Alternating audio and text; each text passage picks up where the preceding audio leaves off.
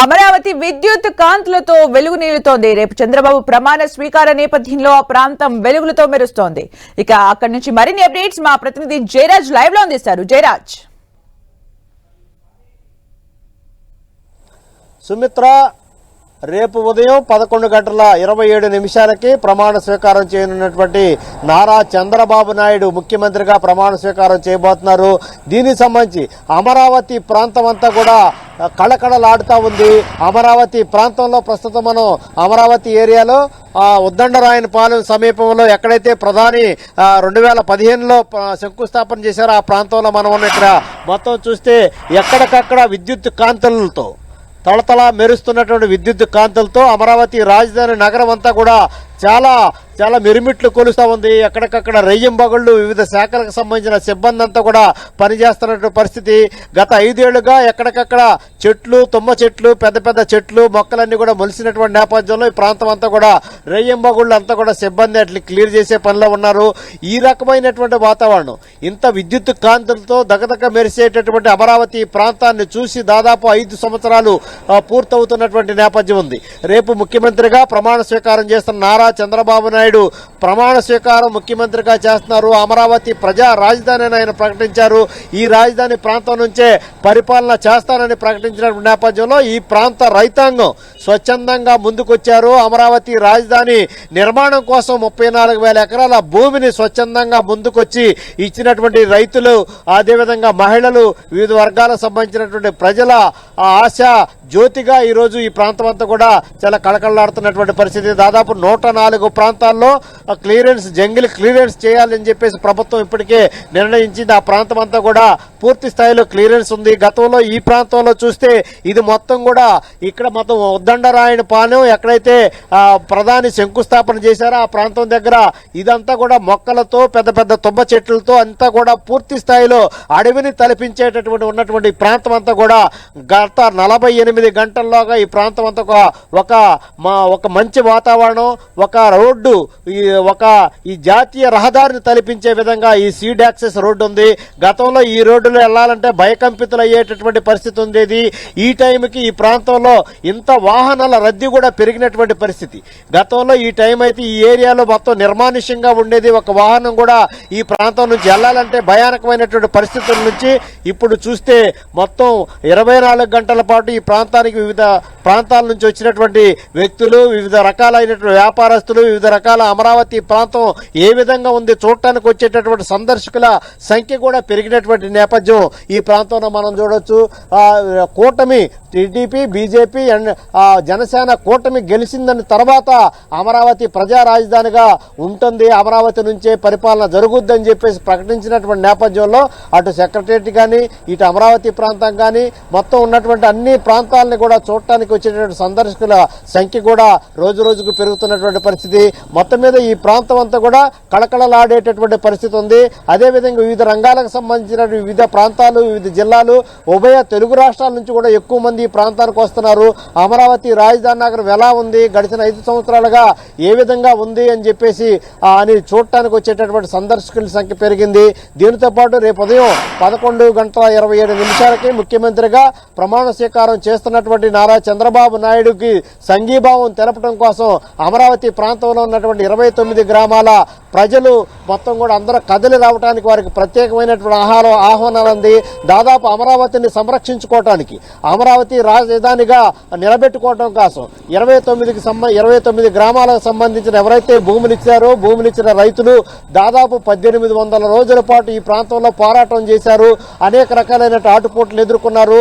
ఈ ప్రాంత ప్రజలకు కూడా పూర్తి స్థాయిలో రేపు శంకుస్థాపన జరిగిన ప్రాంతం ఉద్దండరాయన ప్రాంతమే కాకుండా ఉన్నటువంటి అన్ని 29 గ్రామాల ప్రజలకు కూడా సాదరంగా ఆహ్వానం అందింది. ఆ ప్రాంత ప్రజలు పెద్ద ఎత్తున అమరావతి పోరాట సమితి ఏదైతే ఉందో ఆ ప్రాంతానికి సంబంధించినటువంటి ఐక్య కార్యాచరణ సమితి నాయకులు, అదేవిధంగా వివిధ గ్రామాలకు 1800 రోజులుగా పోరాటం చేస్తున్నటువంటి మహిళలు, రైతులు, రైతు కూలీలు అందరూ కూడా సాదరంగా ఈ ప్రమాణ స్వీకార మహోత్సవానికి రావాలని చెప్పేసి మొత్తం టీడీపీ తరపు నుంచి, జనసేన తరపున, అదేవిధంగా బీజేపీ తరపు నుంచి కూడా ఆహ్వానాలు అందినటువంటి నేపథ్యంలో విద్యుత్ కాంతులతో అమరావతి ప్రాంతంలో ఉన్నటువంటి అన్ని ప్రాంతాలు కూడా కళకళలాడుతున్నటువంటి పరిస్థితి. ఇదే విధంగా డే టైం అయితే పూర్తి స్థాయిలో ఆయా ప్రాంతాల్లో ఉన్నటువంటి ముళ్ల పొదలను తొలగించడం, ఆ ప్రాంతంలో ఉన్న అభివృద్ధి కార్యక్రమాలు ఏ విధంగా ఉన్నాయో చేపట్టడం, ఆ అన్ని ప్రాంతాల్లో కూడా క్లియరెన్స్ చేసేటువంటి ప్రక్రియ నెలకొంది.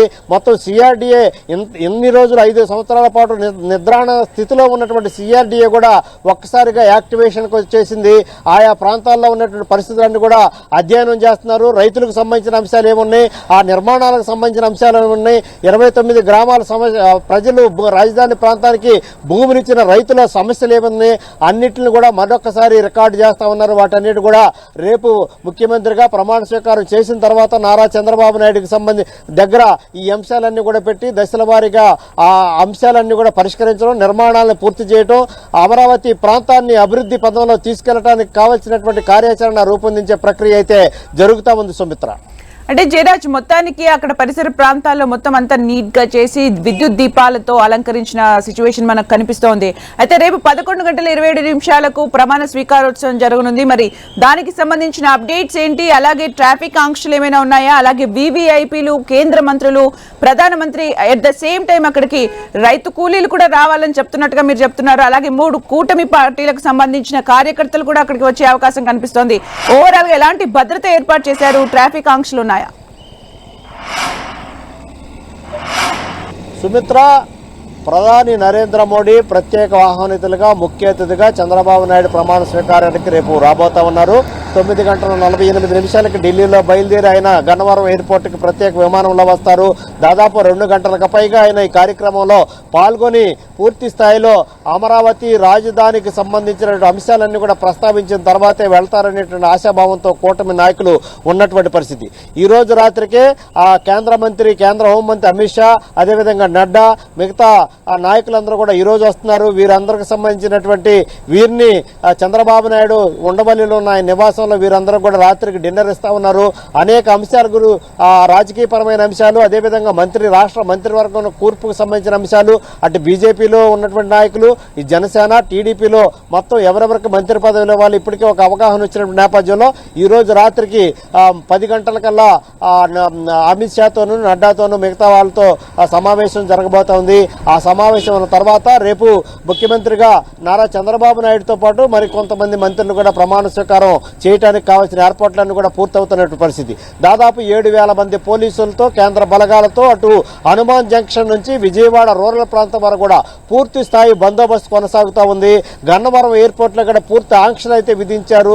ఆ ప్రాంతానికి పాసులు లేకుండా, ప్రభుత్వ అనుమతి లేకుండా ఎవరిని కూడా ఆ ప్రాంతానికి అనుమతించేటటువంటి పరిస్థితి లేకుండా పూర్తి భద్రతా వలయంలో ఆ ప్రాంతం అంతా ఉన్నటువంటి పరిస్థితి. ఎక్కడికక్కడ పోలీసు బందోబస్తు, ఎక్కడికక్కడ రెయ్యింబగుళ్ళు తనిఖీలు, మొత్తం 7,000 మంది పోలీసులతో నిత్యం పహారా కాస్తున్నటువంటి పరిస్థితి ఉంది. అదేవిధంగా ప్రధాని నరేంద్ర మోడీతో పాటు మిగతా కొన్ని రాష్ట్రాల గవర్నర్లు, మంత్రులు, అదేవిధంగా విదేశాంగకు సంబంధించినటువంటి కార్యదర్శులు కూడా ఈ కార్యక్రమానికి హాజరు కాబోతా ఉన్నారు.